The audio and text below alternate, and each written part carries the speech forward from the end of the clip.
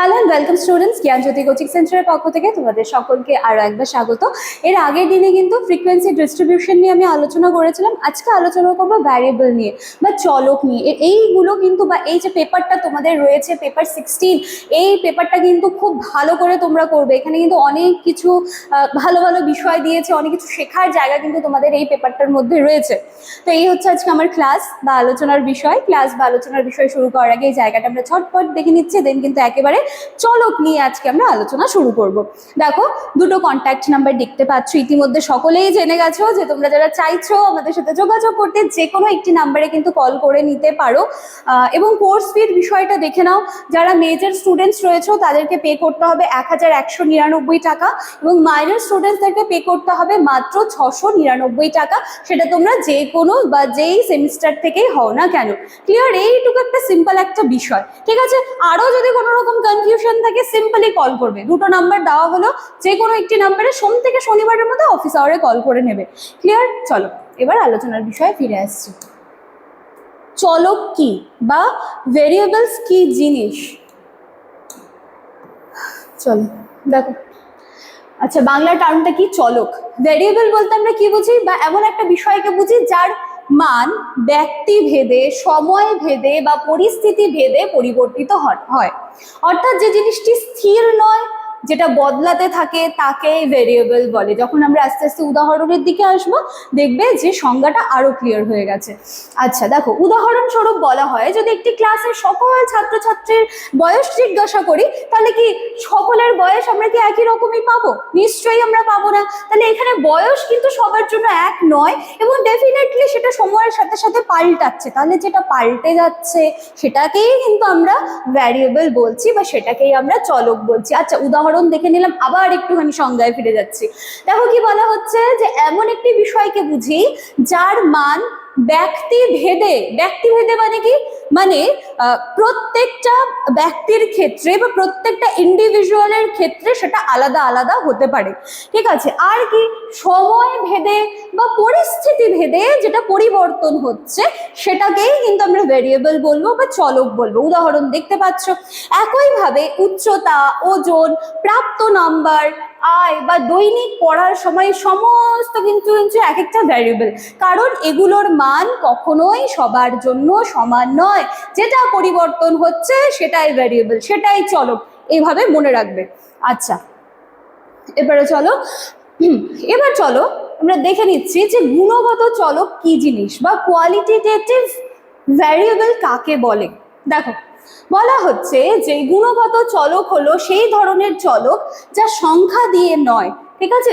দেখবে এই জায়গাগুলো যেগুলো কিন্তু সংখ্যা দিয়ে নয়, এক্ষেত্রে কিন্তু নাম, শ্রেণী বা গুণ ইত্যাদি বোঝানো হয়, তাকে বলা হয় গুণগত চলক। দেখবে যে সেই চলকটার নাম কি, দেখো এখানে বলেই দেওয়া আছে গুণগত চলক, গুণগত চলক। তাহলে এখানে নিশ্চয়ই কোনো সেই সংখ্যা রিলেটেড গুণ কিন্তু এখানে আসবে না, এখানে আসবে নাম, শ্রেণী, গুণ, এগুলো দিয়ে বোঝানো হচ্ছে। তো এই ধরনের ভ্যারিয়েবলকে গোনা বা মাপা যায় না, শুধু শ্রেণীবদ্ধ করা যায়, ঠিক আছে? যেমন একটি স্কুলে ছাত্রদের লিঙ্গ যদি আমরা দেখি তাহলে ছেলে মেয়ে এগুলোকে কোনো সংখ্যা নয়, বরং এগুলো একটু মানে এগুলো হচ্ছে একটা শ্রেণী, এটা মানে ক্যাটাগরাইজ করি যদি আমরা বিষয়টাকে, ঠিক আছে?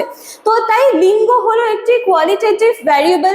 এইভাবে স্টুডেন্টদের যদি আমি দেখি যে কেউ হিন্দু, কেউ মুসলিম, কেউ খ্রিস্টান, তো পড়ার বিভাগেও দেখি যে এখানে বিভিন্ন ধরনের ধরন আমরা দেখতে পাই। কিংবা আমরা দেখো ব্লাড গ্রুপের ক্ষেত্রেও কিন্তু জায়গাগুলো দেখতে পাচ্ছি, কেউ এ, কেউ বি, ঠিক আছে, কেউ এ বি। এই সমস্ত কিন্তু রয়েছে কোয়ালিটেটিভ ভ্যারিয়েবলস, কারণ এগুলোকে সংখ্যায় তো তুমি কোনোভাবেই প্রকাশ করতে পারবে না।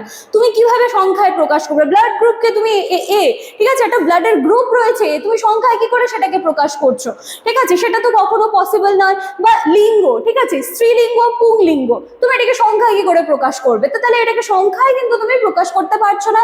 এটাকে তুমি কিভাবে প্রকাশ করবে? এটাকে তুমি নাম দিয়ে প্রকাশ করতে পারো, এটাকে তুমি শ্রেণী দিয়ে প্রকাশ করতে পারো, এটাকে তুমি গুণ দিয়ে প্রকাশ করতে পারো। তাহলে এটাই হচ্ছে কিন্তু গুণগত চলক।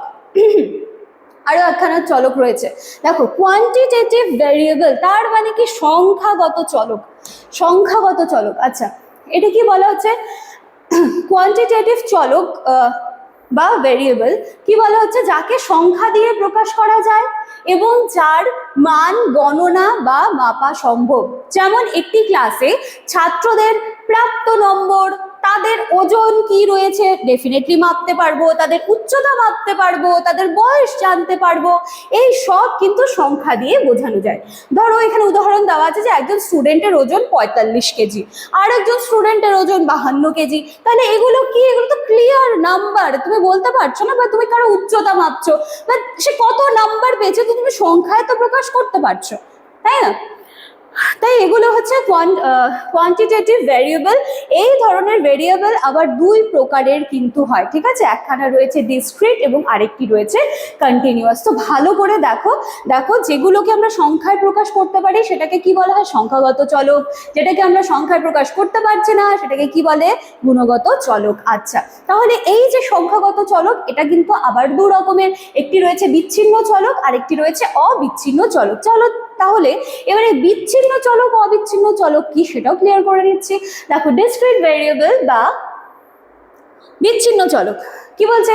যাকে গুণে গুণে পাওয়া যায় এবং যার মান সাধারণত পূর্ণ সংখ্যায় হয়, ভগ্নাংশে কোনোভাবে কিন্তু সেটা আসবে না, পূর্ণ সংখ্যায় যেটা সবসময় আসে।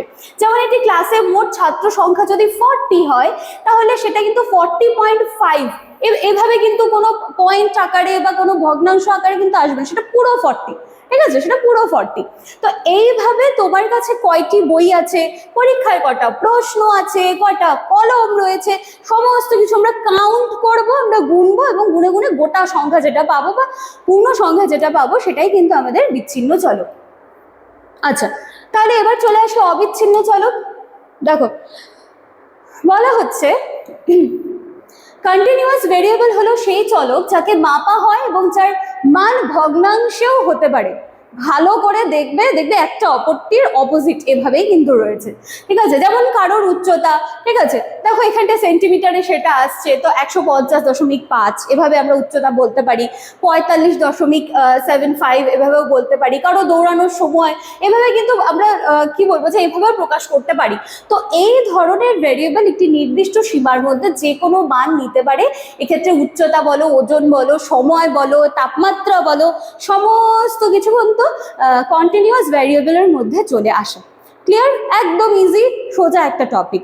তাহলে কি বলা হচ্ছে? যেটার মান বদলায় সেটাই ভেরিয়েবল। যদি সেটার নাম বা শ্রেণী দিয়ে বোঝানো হয় তাহলে সেটা হবে কোয়ালিটেটিভ ভেরিয়েবল। যদি সংখ্যা দিয়ে বোঝানো হয় তাহলে সেটা কি হবে? সেটা হবে কোয়ান্টিটিভ ভেরিয়েবল। আবার কোয়ান্টিটিভ ভেরিয়েবল দু রকমের রয়েছে, একখানা রয়েছে ডিসক্রিট ভেরিয়েবল এবং আরেকটি কি রয়েছে? কন্টিনিউয়াস ভেরিয়েবল, ঠিক আছে? বিচ্ছিন্ন অবিচ্ছিন্ন, এই হচ্ছে কিন্তু পুরো ভেরিয়েবল বা চলকের ধারণা। তো আশা করি মোটেই কোথাও টাফ ছিল না, মোটেই কোথাও কঠিন ছিল না, বা বুঝতে পারবেন এরকম কিন্তু কোথাও ছিল না। ভিডিওটা একটু ভালো করে দেখবে, আশা করি কনসেপ্টটুকু ক্লিয়ার করতে পারবে। এই ছিল আজকে আমার ক্লাস বা আলোচনার বিষয়।